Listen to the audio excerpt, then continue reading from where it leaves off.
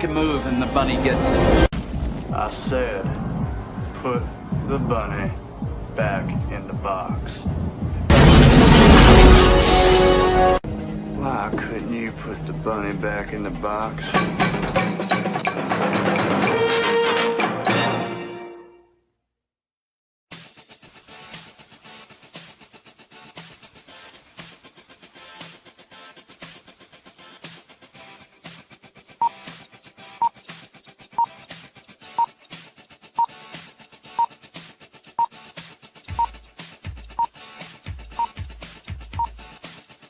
It's showtime.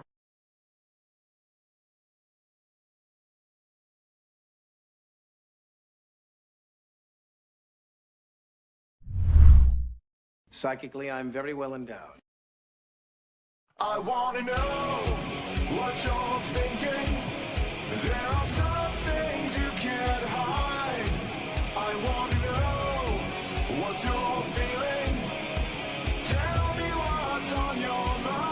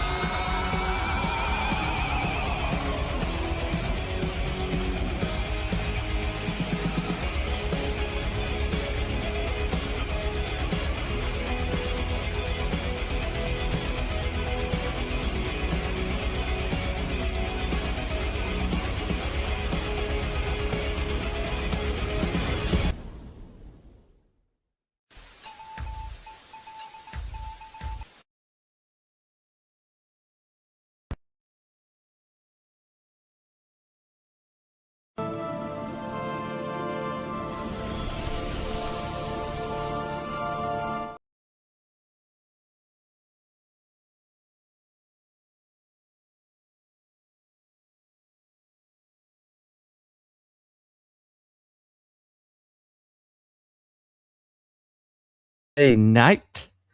The bunny is thinking. Now, last Monday night, I had an issue where I was getting robotic there towards the end of it. Hopefully, I moved it to an earlier time. We're maybe in the soccer matches about this time. Fingers crossed. Anyway, I'm off their line, and so I think what happened is they fired up the streaming over there, and it just bottoms me out. It's happened since it happened around 7, so I'm 7:30 there ish. So I'm gonna try 6 o'clock tonight. See if it does any better. Anyway, tonight, Easter was yesterday, and so I was thinking of a topic that was timely, but maybe one that not everybody's talking about. And well, I'm not Catholic, and so when people talk about the Shroud of Turin, they immediately just assume you're a Catholic because Catholics are kind of like into that whole um,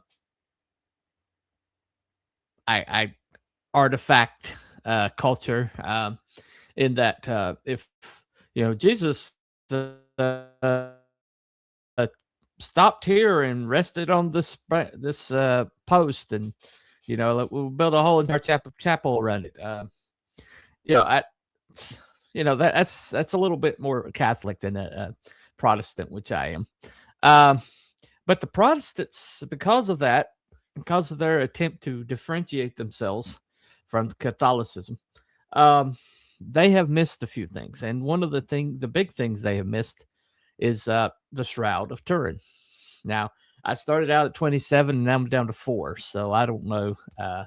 Maybe I'm getting, maybe people are like, oh my gosh, run away, run away.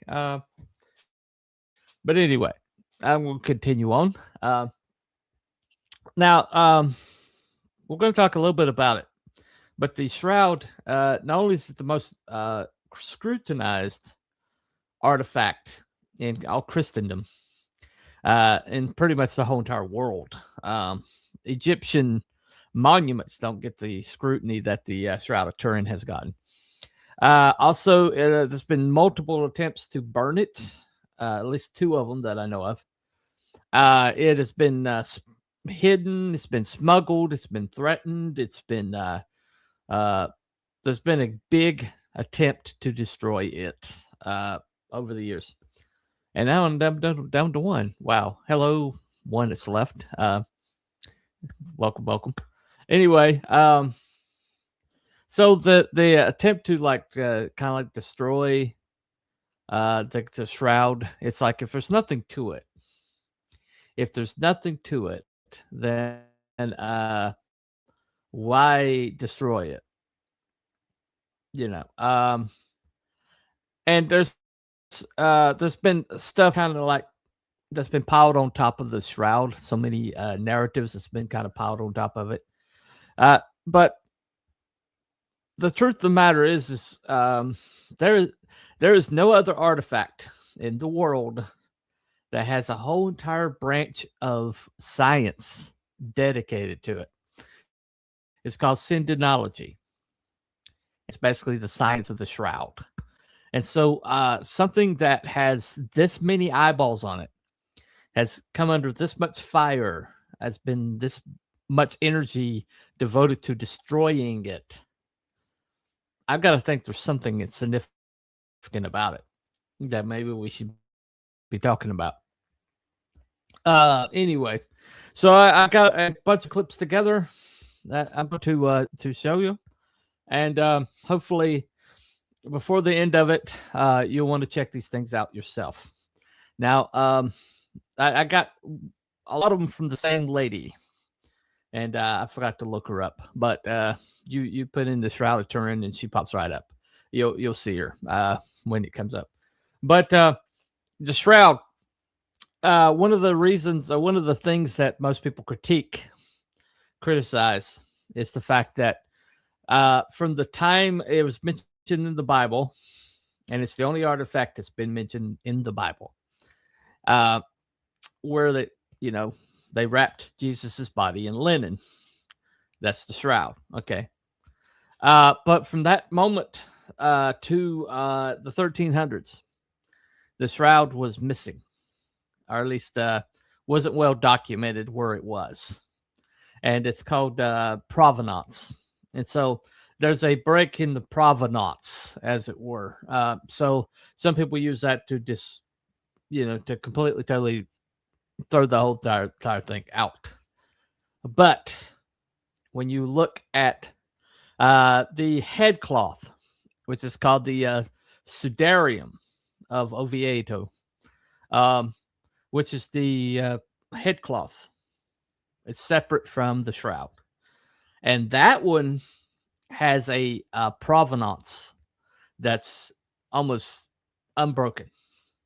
And they have matched the bloodstains on the sudarium to bloodstains on the Shroud, almost precisely.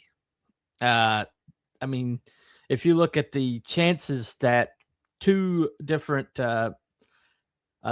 cloths would have the exact same bloodstains on them in the configuration that they do, it becomes outlandish. The probability of that. And so when you date the sudarium, you have a complete provenance. Everybody knows where the sudarium was at this whole entire time. And so when you take that into account, the provenance of the Shroud is no longer as big of a concern. And I do. So now, why does this matter to us? Okay. What we know is that the impression on this cloth was created in a way that has never been duplicated by mankind. Even with our modern technology, at the moment, our modern technology cannot recreate the Shroud. And we're talking like AI, lasers, and they still have yet to be able to duplicate what's on the shroud. They just can't get that much power into a small enough window to create that flash effect and not completely totally disintegrate the cloth that they're trying to imprint upon. And we'll go into that. It's one of the most incredible things about the shroud, but we will go into that. Okay, so there's this cloth that shows up. They call it the Shroud of Christ, and there's been multiple attempts to burn it. That's why you'll see patches of it burned away, because two times it was attempted to be burned, and one of the times it was within a container, and the container burned and actually dripped onto the cloth and burned part of the cloth, and that's why it looks the way it does. Except, interestingly enough, the part that was burned was not, burned around the image. Burned around the image. So, take of that what you will. Anyway, so the first amazing thing about the Shroud of Turin is what happened the first time, the centuries that we've known about this thing, the first time somebody turned a camera on it. This is what happened.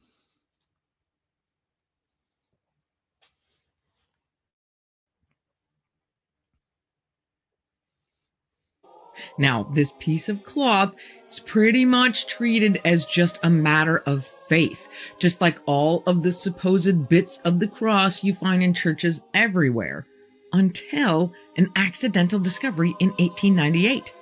For the occasion of the 400th birthday of the Turin Cathedral, the city planned a sacred art exhibition and arranged to have a guy named Secondo Pia, the local photography expert, shoot the first ever pictures of the shroud. When he goes back to his darkroom later that day, he gets the shock of his life. Instead of a mostly brown negative image of the mostly yellow piece of linen, his negative reveals not just a full face, but a full body full of visual detail that had never been seen before. Of course, tons of people said he either didn't know what the hell he was doing, or worse, that he faked it. Until another professional photographer named Giuseppe Henri also took photos of the shroud in 1931 and got the same result. The result of both of those photographs is the realization that when looking at the shroud, we are not looking at a positive image. We are looking at a negative image. The real image can only be seen when looking at the negative. And that negative showing the positive image is the iconic vision of the shroud that most people know today.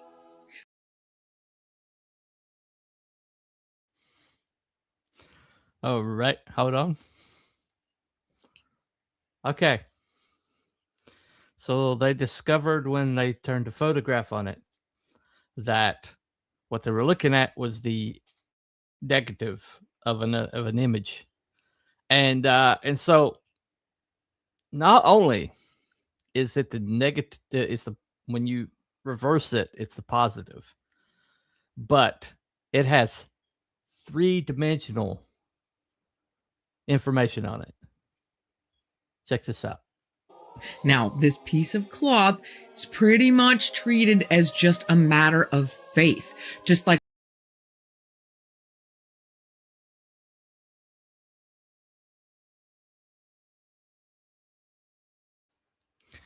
Okay, what you're looking at, I'm sorry, I hit the wrong button. What you're looking at, you're looking at 3-dimensional information.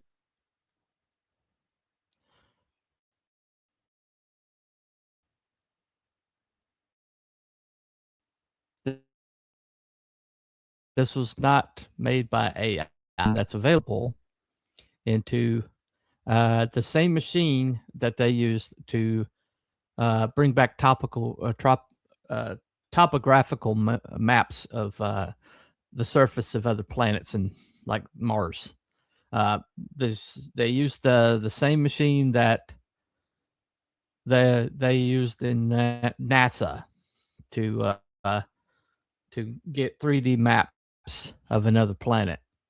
And so what you see is the information that is there on the shroud. I mean, and not only is it three-dimensional from left to right, but it's also three-dimensional from top to bottom. And the reverse is the same. The reverse is also three-dimensional information because the shroud was draped from the front and the back. And so all this information is available on both sides. Now, if you're a medieval forager, what kind of genius are you to create something that could not be seen with the naked eye and could only be seen with a process that you wouldn't even know where was possible? And not only that, but it's not only photographic information, it's three-dimensional information. Hold on a second. Got some comments over here.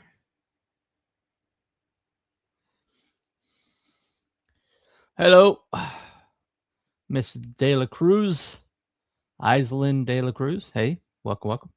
Oh, I'm Lucia. Okay, hello, Lucia. Doing good here. We don't have the technology to create this. No, we don't.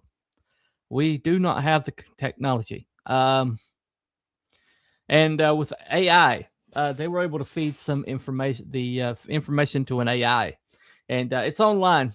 I didn't grab it. I should have, but there is actually a AI of the face of Christ, and they were able to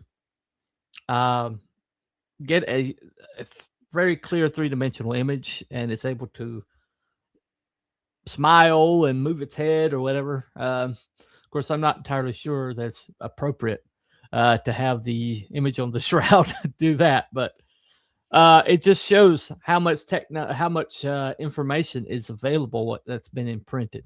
Okay, and so the mystery begins. You know, the first guy showed the photograph, they discounted it. Photographic technology was brand new, and everybody was like, oh, okay, there's somehow you faked it somehow. Okay. And then the second guy, about 40 years later, gets the same exact result. Using photographic technology has come along quite a way, and so they knew more about photographic technology, and he gets the same result. So that means that there's more going on here that we need to get it investigated. 1 second. Let me get these comments in right quick. Okay. Alrighty. All right. Okay. I'm not sure what's going on with that. I'm just going to come back to that later. Anyway. Okay. So they decide to put together a scientific team. They call it STIRP. Okay. This is the result.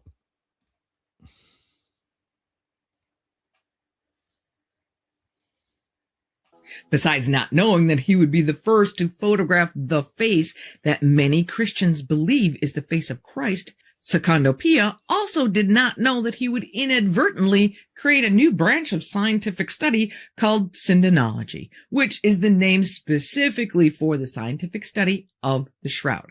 the word Sinden being Greek for shroud. Scientists from a multitude of disciplines start theorizing about the origin of the shroud's image. But other than studying the photograph and its negative, there isn't really a lot they can do. The shroud is off limits. But by the 1960s, the Turin Archdiocese, who were its acting custodians at the time, they start to think, well, hey, maybe we should figure out the best way to preserve this thing. So they form an 11-member committee, some members of which are scientists who between 1969 and 1973 try to figure out what they need to do. And that's when the first fabric samples are taken. But things really get going in 1977 when the Shroud of Turin Research Project, or STURP, which is a 33-member multidisciplinary team of scientists representing a multitude of countries and a multitude of religious beliefs, including mostly believers, but skeptics as well, is given 120 hours of access to the shroud to collect as much information as they can get. Rumor has it that the night before the testing was to begin, the scientists were gathered at the hotel bar, relishing their free trip to Italy, thinking it's going to take them all of a day to prove this thing is a hoax. Even the believers, but they are wrong. After a day, they're more stumped than ever. The scientists work in shifts to maximize every hour before the 120 hours is up. This includes tape samples and vacuum samples to collect trace evidence and every kind of photography you can imagine. The information gathered is then taken home to be analyzed. It takes them another 3 years to come out with a conclusion. What did they decide? They have no idea. In their final report, they say, "We can conclude for now that the shroud image is that of a real human form of a scourged, crucified man. It is not the product of an artist. The bloodstains are composed of hemoglobin and also give a positive test for serum albumin. The image is an ongoing mystery, and until further chemical studies are made, perhaps by this group of scientists or perhaps by some scientists in the future, the problem remains."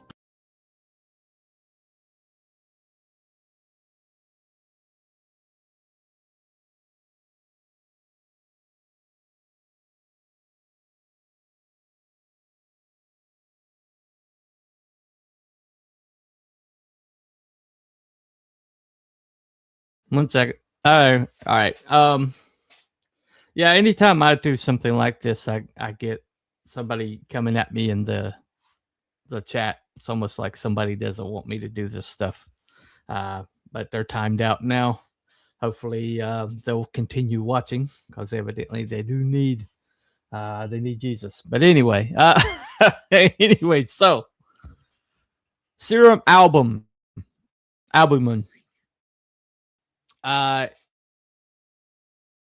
It only appears in the blood when somebody is like intense stress to the point of death. Basically somebody being tortured to death. It's about the only time you'll see that particular substance in somebody's blood. And that was in the hemoglobin that they found in the cloth.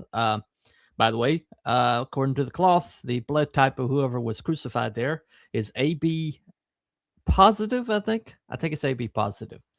I'm not sure. But yeah. What's up? Good afternoon, Tank. Good to see you, man. Magnificent Bunny and Bunny-ettes. Yeah. Anyway, close enough, dude. I had a little bit of a rascal in my chat earlier. Tank, I think you're still a mod. If you see anybody acting up, please feel free to time them out. Anyway, for however long you're able to stay. But so basically, these scientists, they thought, let's debunk this thing and get on. We get a free trip to Italy. We can debunk it and we can see the sights and then we can go on our way.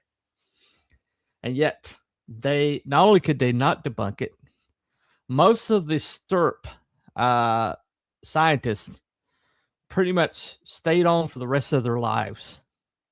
to study this shroud. There's been, we're talking people who were Jewish. We're talking about Christians. We're talking about atheists. We're talking about agnostics. We're talking about, I think there was Hindu people involved, but people have been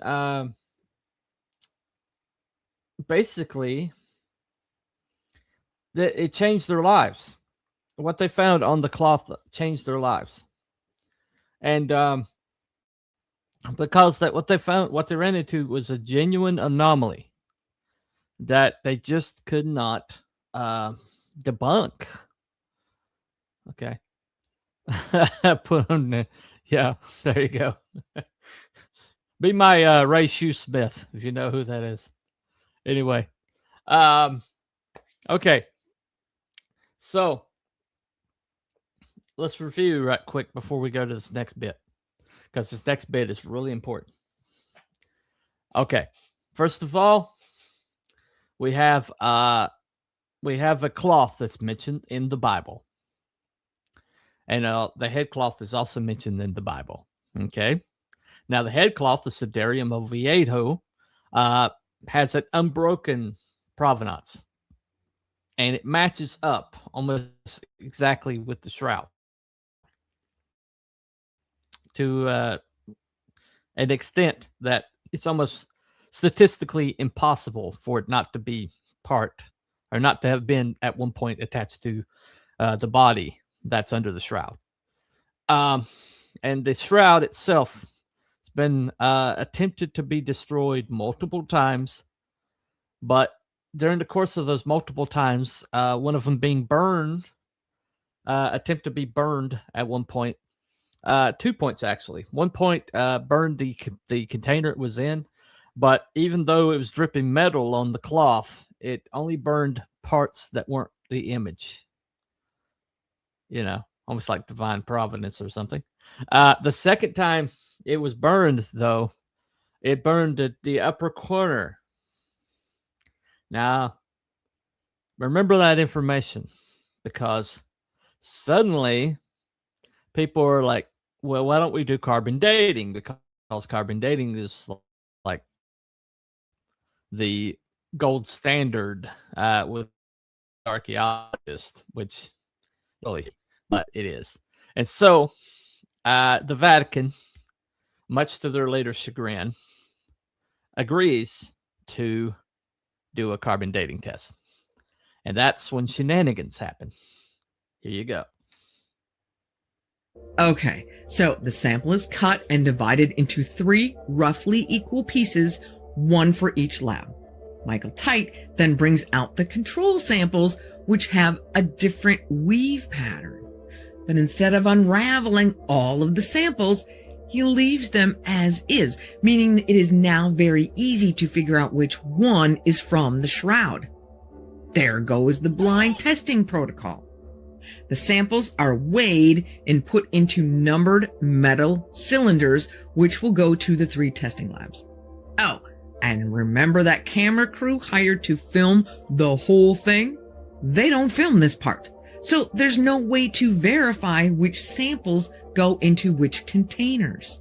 Not to mention that Michael Tite decides at the last minute to throw in a 4th sample, some thread from a cape from St. Louis of Anjou, which is known to be dated to the 13th century.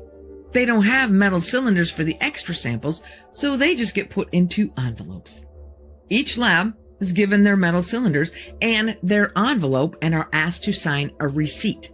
The receipt lists the ages of the control samples. So now they don't even have to bother looking at the weave to figure out which sample is the shroud. It's just written right there for them.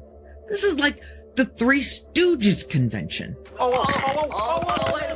But it gets even better. The weights of the samples the labs receive don't all match the recorded weights of the samples that were taken from the shroud. They were supposed to all perform the test at the same time, but Arizona does theirs in May, Zurich in June, and Oxford does theirs in July. At first, They seem to do a decent job of sticking to the secrecy protocol and reject a request from the Vatican to send one of their people to watch. But Zurich thinks it's perfectly reasonable to let in an entire BBC documentary crew. And remember our friend Harry from the University of Rochester? Well, he manages to twist the arm of someone in the Arizona lab to let him watch the process as long as he signs a non-disclosure agreement. Harry and his assistant have made a bet for a pair of cowboy boots on the outcome of the tests. The assistant thinks the results will be from the time of Christ, but Harry thinks it's going to come back as dating to medieval times. The ink is not even dry on the paper with the results before Harry breaks his NDA by phoning his assistant to claim his shiny new boots. In Oxford, 2 weeks before the results are announced to even the church, a book entitled The Shroud Unmasked, Discovery of the Greatest Forgery of All Time, is already on the presses. When confronted about this breach of secrecy protocol, the guy in charge of the Oxford lab, Professor Edward Thomas Hall, says, "I think it was a hopeless prospect to keep the results secret. You couldn't with the best will in the world." Okay, so the tests are completed and given to Michael Tite at the British Museum, but no one else. The other 2 institutions who are also supposed to analyze the data are completely cut out of the process.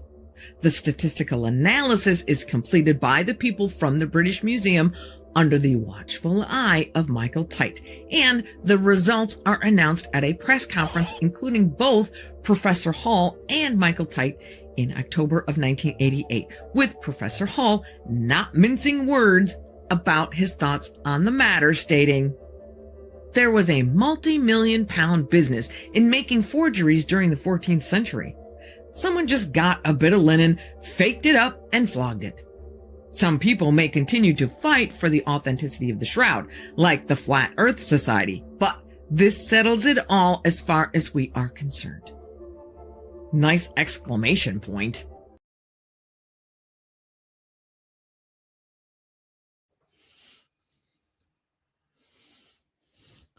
Okay. Hold on a second. Got some comments over here. That's but wait, there's more. Smash that like button. Share this out. Yep. There you go. You know all about the BBC. Yeah. Yeah, I do. Particularly the British Museum. The British Museum and the Smithsonian have some shady history when it comes to artifact, messing with artifacts and things like that. We won't go into that.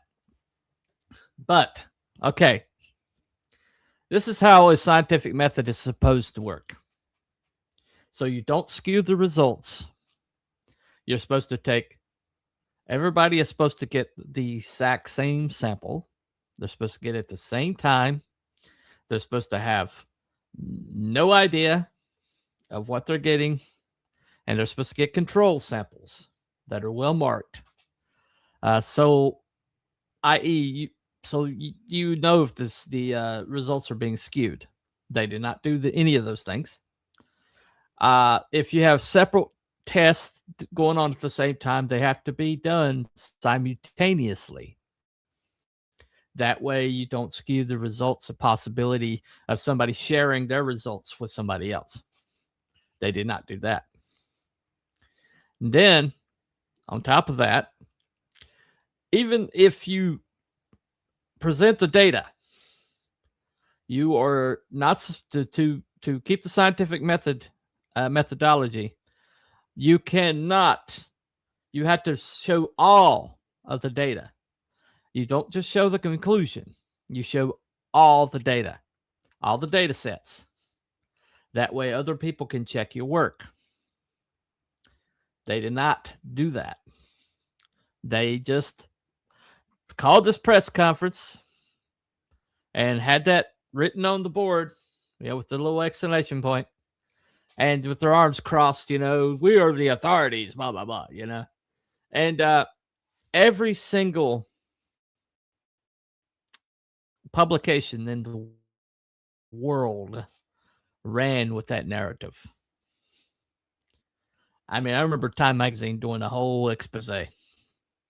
And there's like this little square at the bottom of the possible problems with this carbon dating test. There's like this one little square, like a late in the article, like the last page or so. But the rest of it was just completely, totally, oh yeah, it's just completely debunked. Okay, I got you. I didn't think you'd stay long. Thank you, Mr. Tank. Talk to you later. Anyway, so this test, this is not just me. It's not me being partisan. This test was a total complete cluster F. Okay, this test was so flawed that no scientific body that has any kind of integrity would ever take the results of this test. And not only did they take the results of this test, but they trumpeted it all over the press, all over the articles, all over the place, saying that the Shroud has been dated to the medieval times. Okay? Problems with that. First of all, if it is a forgery, like it's been, they said, you'd have to be a flat earther to believe the Shroud at this point. If it was a forgery, which by the way, that's complete opinion. That is not scientific, given your results or your scientific method. That is complete opinion. That's bias. Okay. But if it is a forgery, like they have said, like they were declaring, why can't we figure out how it was done? Why can't we replicate it? The scientific method declares that you have to be able to replicate your results, and all the data sets have to be replicated for it to be legitimate. They did not replicate any of their results. Therefore, right off the top of it, on the face of it, this test should have been invalidated. Nobody should have ever taken this test, seriously. As a matter of fact, the fact that all the samples were clearly marked, that the test was conducted by multiple labs, stair-stepped long enough that they could share the results. And the fact that there was a book already written, by the time they shared the results, there's a book already written in the press, on the presses, debunking the Shroud. And this other guy had a bet going, was completely skewed his perspective, because he had, if you have any kind of like leaning on the outcome of a test, then you immediately have to recuse yourself. Otherwise, you will skew the results of the test. He did not do that. So they just basically took the scientific method, wiped their butt with it, and then are like, trust me, bro. And that has been the narrative ever since. Everybody you talk to, I've seen every video you go out there that's talking about the Shroud, you'll have all this group of people saying, well, this is how it was done. This is how they forged it. This, and it's that, carbon dating. They won't go past the carbon dating, because they believe carbon dating is the end all be all, because they have preached carbon dating as being like this perfect test or whatever. And all these dinosaurs, millions of years old. This dinosaur is like, these dinosaur bones are millions of years old because of carbon dating. And yet, And yet, how in the world can something be millions of years old and still be in existence? It's like they get this arbitrary number in their head, and they're like, a million years old. Our human recorded history is only about 20,000, maybe 20,000 years old, if that. And so they're telling us millions of years old. We have not even come to 500,000, which is 500,000. We haven't even come to 250,000. And yet they're just arbitrarily declaring that these things are millions of years old. Trust me, bro. Okay. So the same people took this test and dated the Shroud to the same period of time as their control sample, which they did not separate, which they clearly marked. And so they got the exact same result as their control sample. And then refused to share their data sets. You literally had to court order them to share their data sets. Here you go. The whole sort of tale.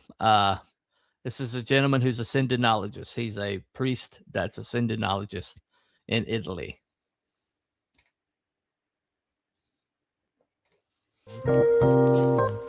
Before we get further, I know that people are going to come in with these thoughts of, wasn't this disproved? So it might be helpful to show why that isn't the case before we go on to kind of assuage people's...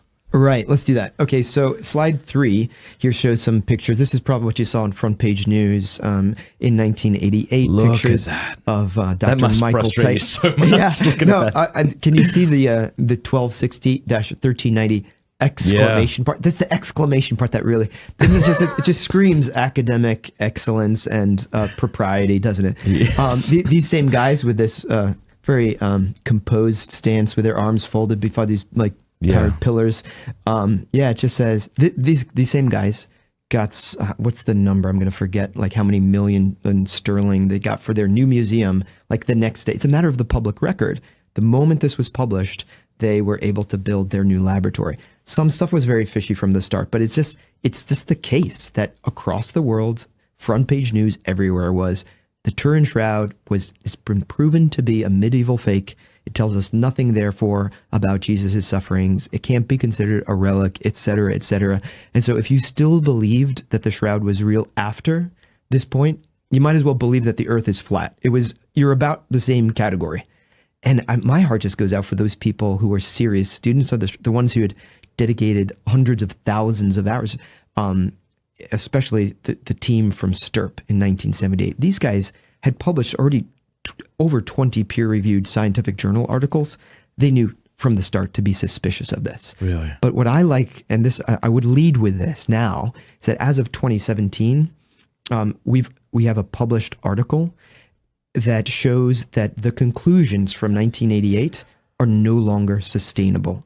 So I should say that again, the very publication, Archaeometry, out of Oxford, that published this 1260 to 13, it said that conclusion can no longer be sustained.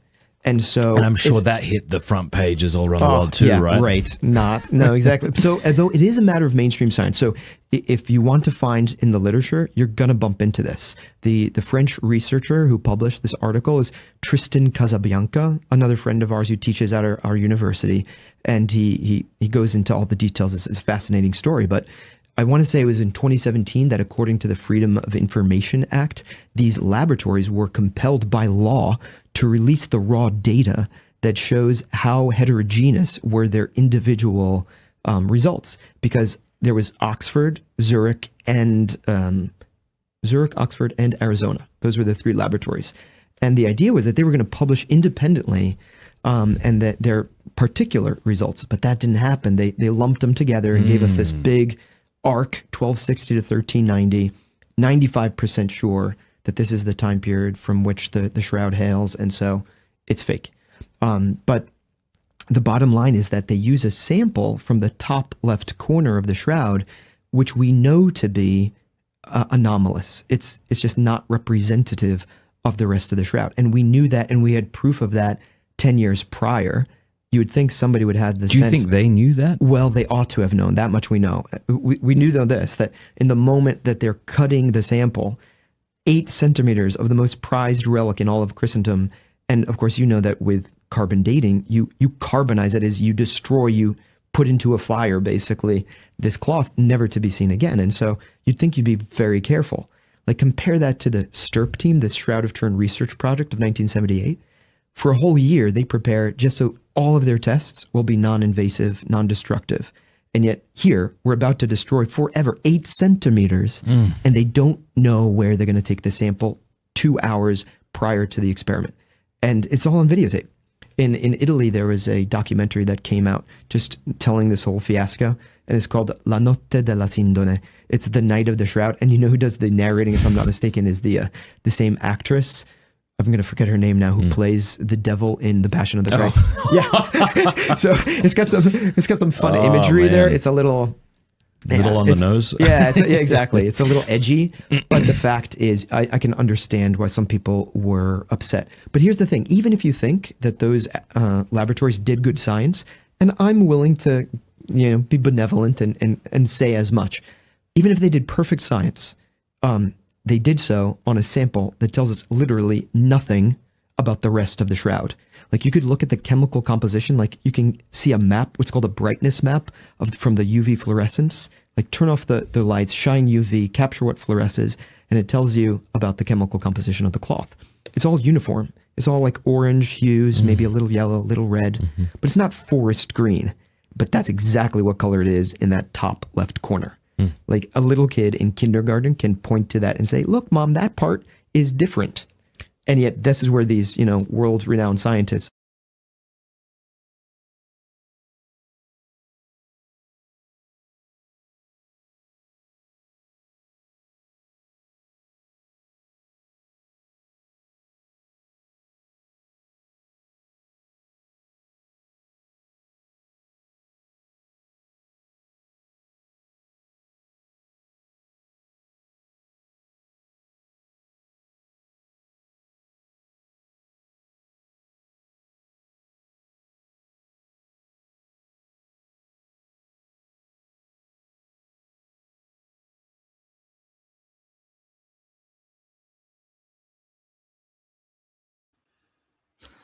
Okay, let me make sure I still have. Okay. All right. Just making sure I still have sound. I did like 15 minutes the other night without sound. Okay. So that textile historian, that some nuns, when it was burned, actually repaired it using a painstaking method of repairing cloth that was available around the time that it was burned. And incidentally, around the same time that they dated the shroud too. But these nuns carefully reconstructed. They took it apart like thread by thread, and then wove another patch onto it thread by thread. It's incredible that they were able to do this, that they had that capability. But it's proven that they had this capability at that time. And that the composition of that part that they took the sample from was cotton, was a cotton blend rather than the flax that the rest of the shroud is. And so there's just simply no way that the carbon dating test is accurate.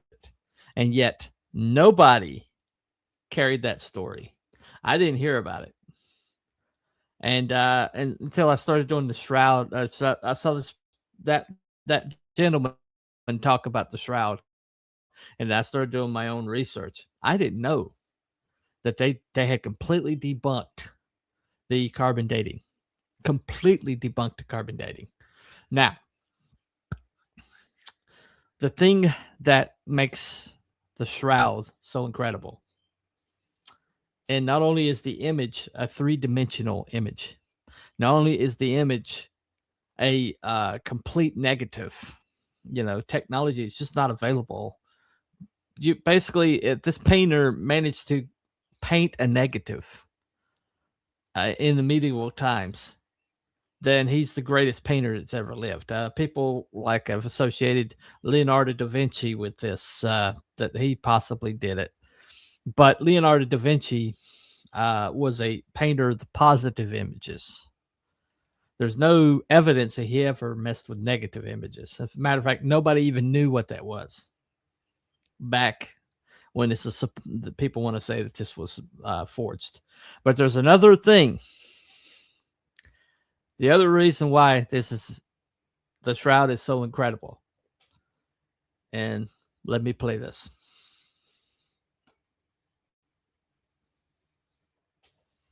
Now, I told you at the beginning of all of this that I was saving the best for last, and I am about to make good on that promise. I know this is going to blow your mind because it is absolutely blown mine.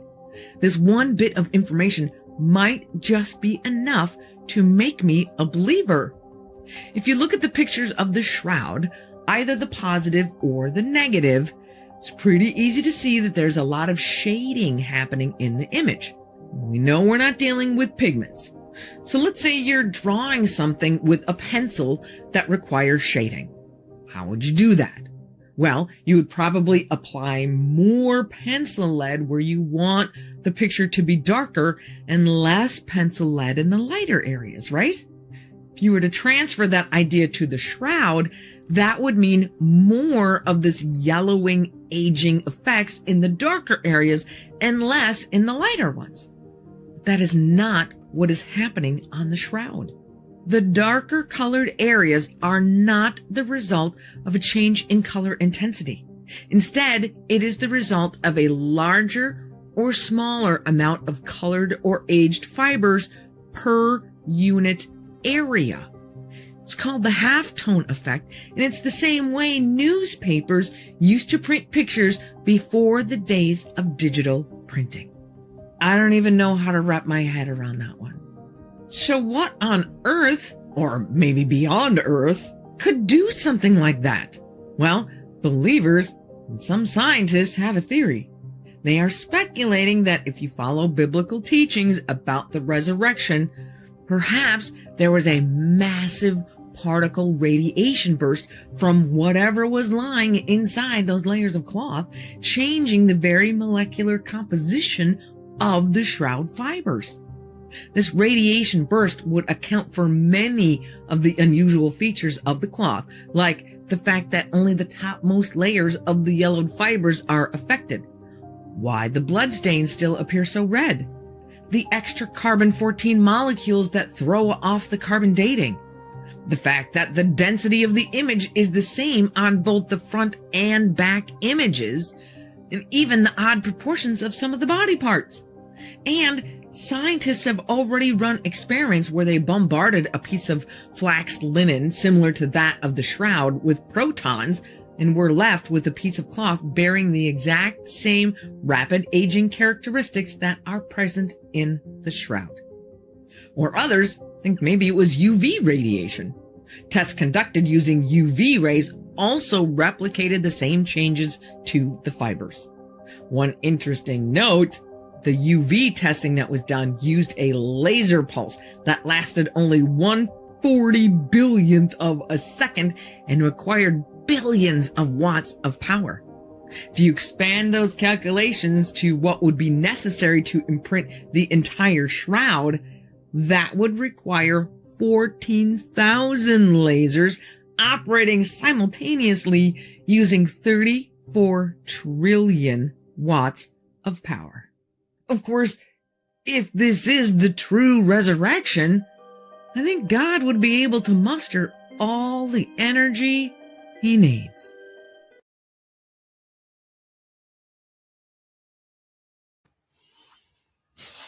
Okay. So there you go.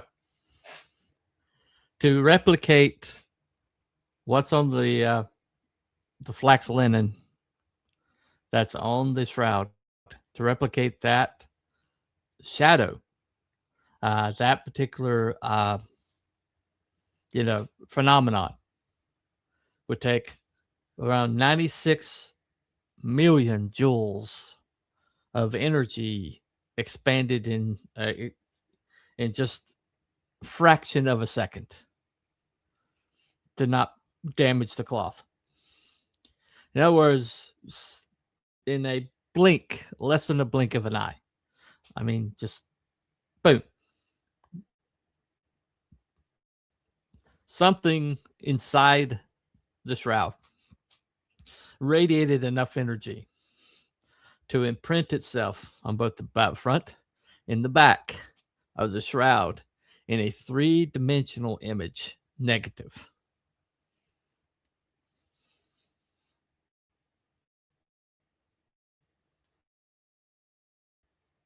So if you believe that somebody can possibly, replicate that, somehow duplicate it, you have more faith than I do. Because that's staggering to me. I'm going to play this one last thing. Now, I'm not sure that it's going to flag. It didn't flag when I put it through the system. But I want you to see this. Somebody took the information, the three-dimensional information found on the shroud, and created, well, let me just show you.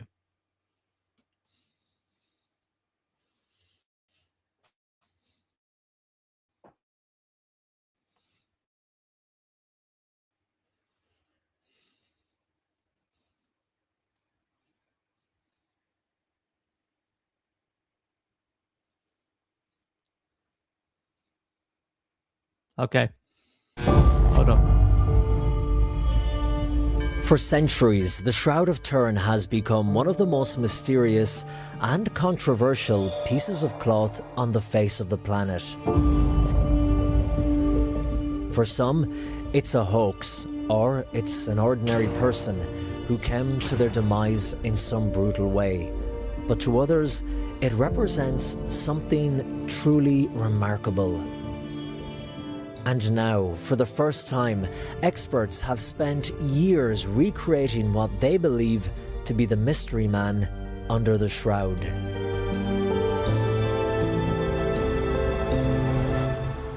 The mysterious Shroud of Turin is something that has baffled scientists for years and been a source of great wonder to faithful all over the world. And now, here at the Cathedral of Salamanca in Spain, a new exhibition has been launched that aims to portray, like never before, the body that was wrapped in that shroud.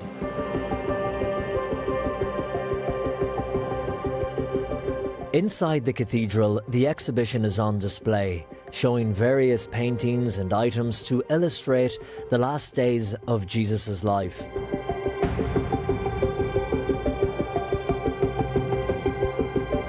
Álvaro Blanco is a Spanish art expert and the man behind the entire project. What makes this exhibition special is that after 14 years investigating the Holy Shroud, we have reached a point where it's no longer a debate of science, but more a debate of reality. We know that the shroud was wrapped around a body of a man, and now we have reproduced that man. Much work has been done throughout the centuries to try and confirm or disprove the authenticity of the actual Shroud of Turin, but never before has such painstaking work been put into recreating a life-sized model of the man who would have been under it. For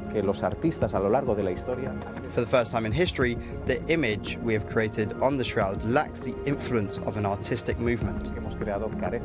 It is not Romanesque, it is not Gothic, it is not Michelangelo, it is not Renaissance, no. This is reality, it's hyper-realism. At the end of the exhibition is what the organisers are calling the hyper-realistic figure of the mystery man. And in front of the waiting press and local dignitaries, the figure is unveiled to the world.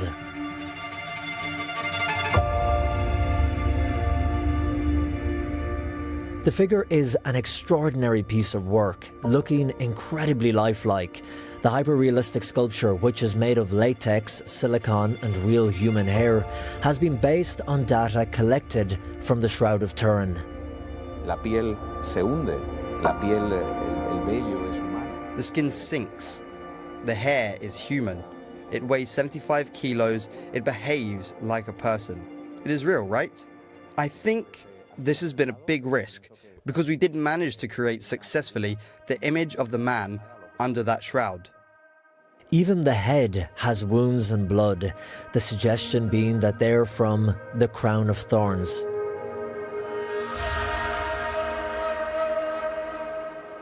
The exhibition is not claiming that this is the figure of Jesus Christ, or not.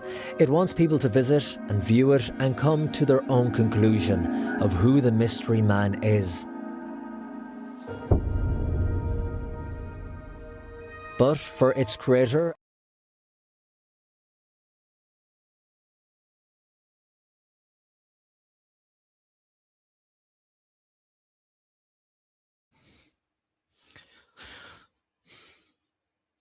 it's pretty staggering.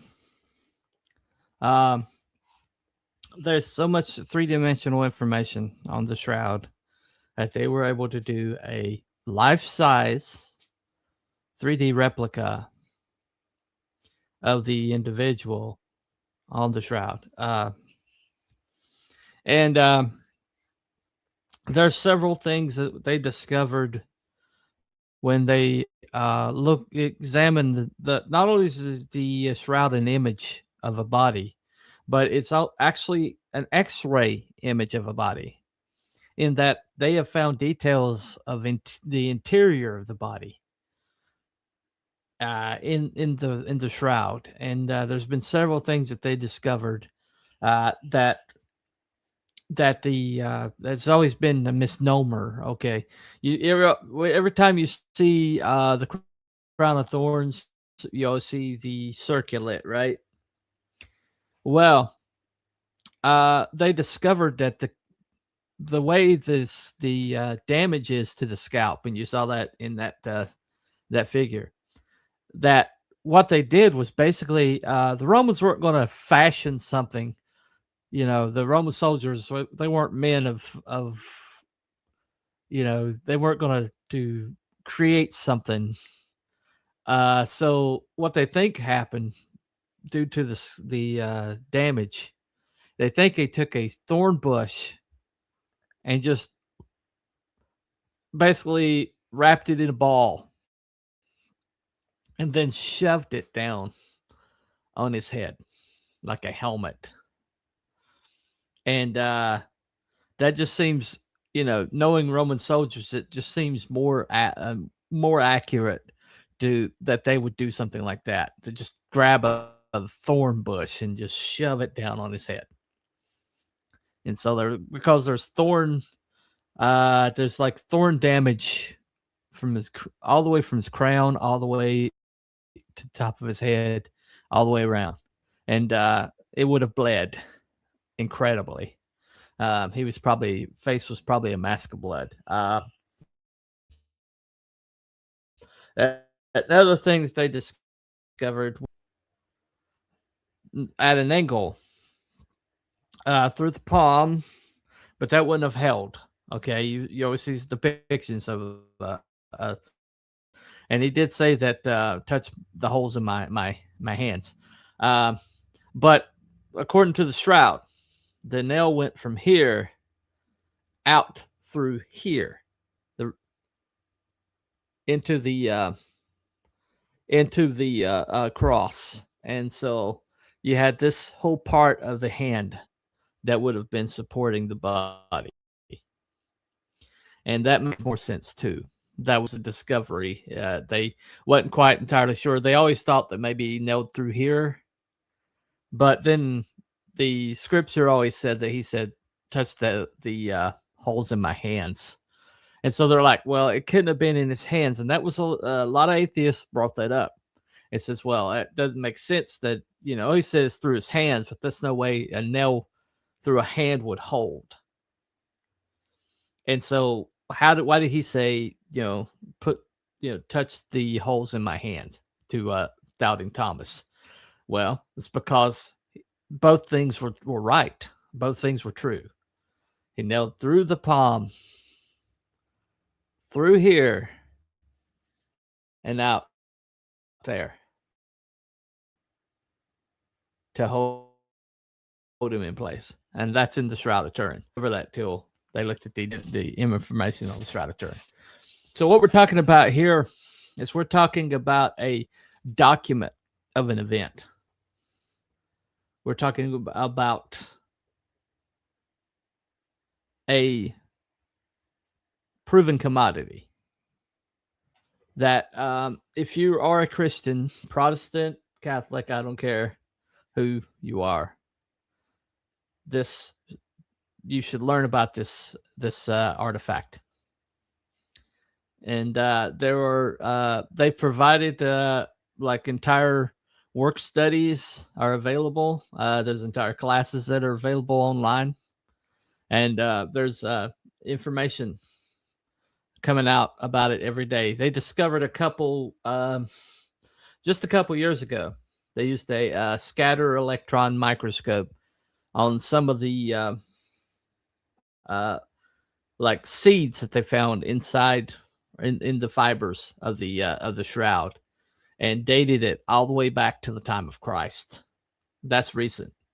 And so if it is a medieval forgery, why would it have microscopic particles of plant life dated all the way back to the time of Christ? I mean, the volume of information that's available now, the amount of proof that's on the side of this being legitimate is incredible. And so when you bring us up to somebody and they bring up the carbon dating, bring up 2017 after the Freedom of Information Act forced them to publish their results, their whole entire data set, they immediately turned around and said it's not supported. It's no longer supported. So the only thing they have is that. And so another thing you can do is ask them, well, how did they do it? Because they have tried everything. Any kind of explanation I'm going to get in my chat, which I probably in my later on, is I can tell you right now they've already tried it, and they just cannot debunk it. And so, if it is legitimate, which I believe it is, what does it say about our faith? What does it say about Christianity? What does it say about our belief in Jesus Christ? You answer that question, then happy Easter. Anyway, thank y'all for coming. Hopefully, I don't have too many delays. Hopefully, moving it to a different time might have helped with my my internet delays. I've seen it freeze up a couple times, so I may go back and listen to it later, and it'd be horrible. I don't know, but hopefully enough of me got through today to make the point. But anyway, but yeah, check us out. Check out the Shroud. Check out the information that's available, and look into it. I don't care if you're Protestant or Catholic. It's important. And thank you for all for coming. Once again, happy Easter from a bunny to you. Follow the white rabbit.